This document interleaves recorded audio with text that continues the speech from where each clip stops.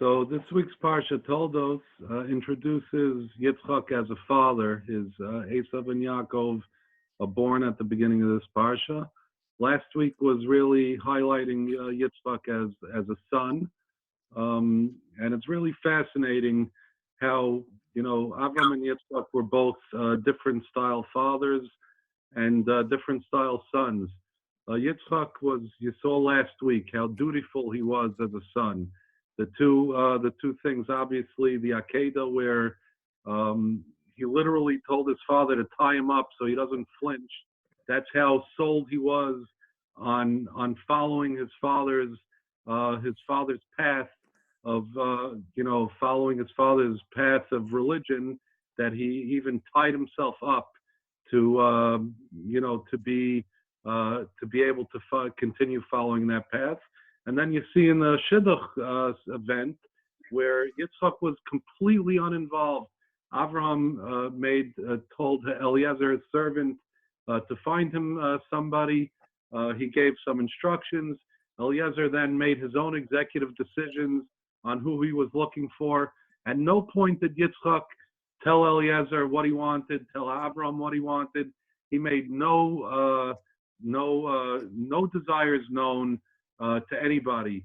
And this wasn't because he was like a wimpy guy that you would think maybe, his father was rich and powerful and he was like, just this dissolute kid that, was not capable of making decisions for himself. Quite the opposite, because Eliezer refers to Yitzchak as his master also. When he introduces Rivka to Yitzchak, he calls him his master Yitzchak.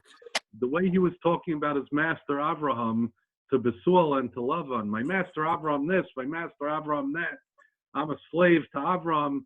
You would think that when he introduced Yitzchak, he would say, my master's son, Yitzchak. He doesn't say that. He calls him his master. It's clear that he had tremendous respect for Yitzchak.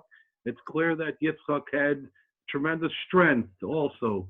So this was not the reason that he didn't get involved in his shidduch. It's because he made the decision that he was going to follow what his father wanted for him, and that's it. And that he followed that rigidly. But then you see, when he was a father, and he had Esav and Yaakov, he was very sort of demanded that same kind of dutifulness from them. It says he loved Esav because Esav fed him, good meat. We know that Esav was known for his kibbutz, from all the bad things that he did. And by the way, Yitzchak saw those bad things, but Yitzchak was blinded to the badness of Esav because he had a lot of kibbutz, because he yesed his father to death, and and Yaakov, who was an Ishtam, did not yes his father to death. He was an Ishtam, and an Ishtam tells the truth. And by definition, telling the truth means you're not a yes man. And that was a big difference between, I believe, between Esav and Yaakov. And Yitzchak was really blinded to the nature of Esav because of this fact that Esav was very dutiful to him when he was with him, and he honored him in this extreme way. And that was enough for Yitzchak. You see, Avram was different.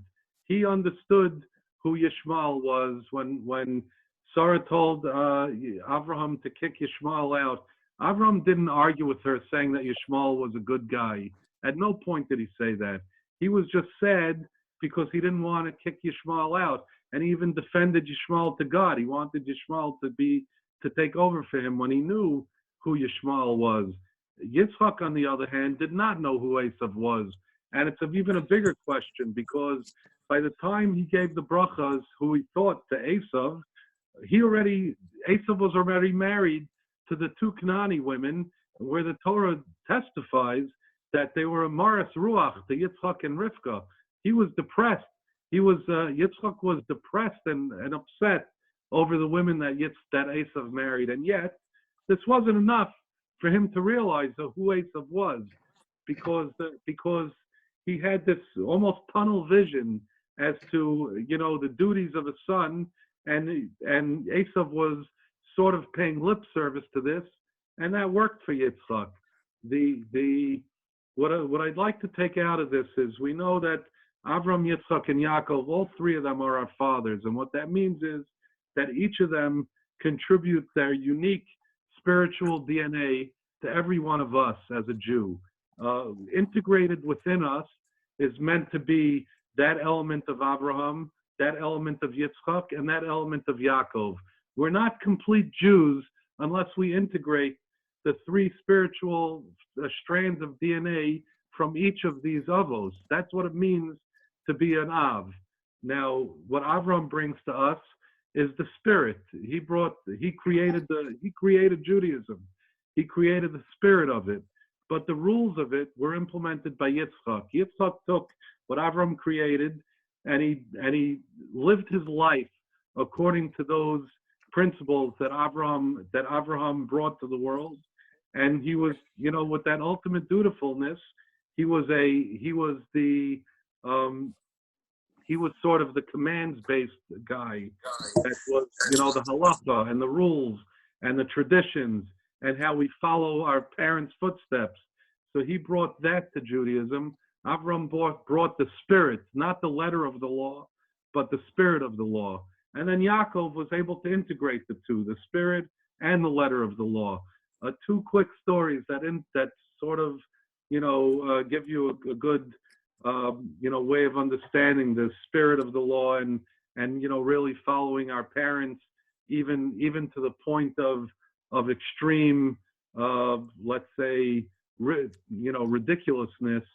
There was a friend of mine told me a story how a family member of his, a woman, rejected a shidduch for her son because she wore, she was very Hasidish. She had a shaved head, she wore a wig on top of her head, and she wore a hat on top of the wig.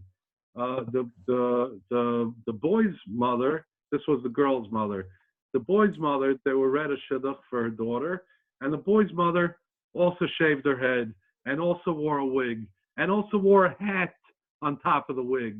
But the style of hat that she wore was a little bit different than the girl's mother, the style of her hat. And this was enough to reject the shidduch.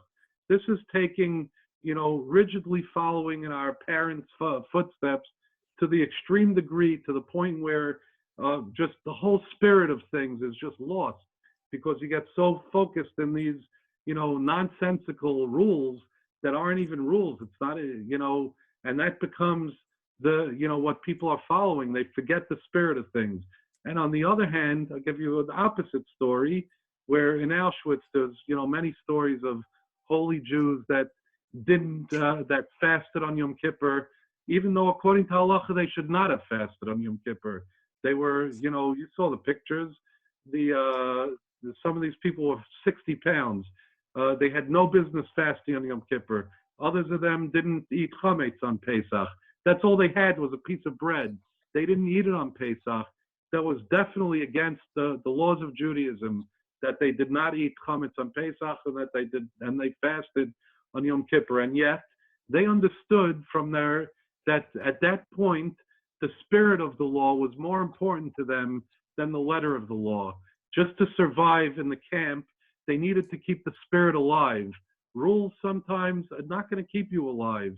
When you want to feel that aliveness, you have to get in touch with the spirit, your own spirit and the spirit of the law. And these people in Auschwitz understood that by not eating the chametz on Pesach, they were keeping the spirit of the law, even though according to the Shulchan Aruch, they absolutely should have eaten.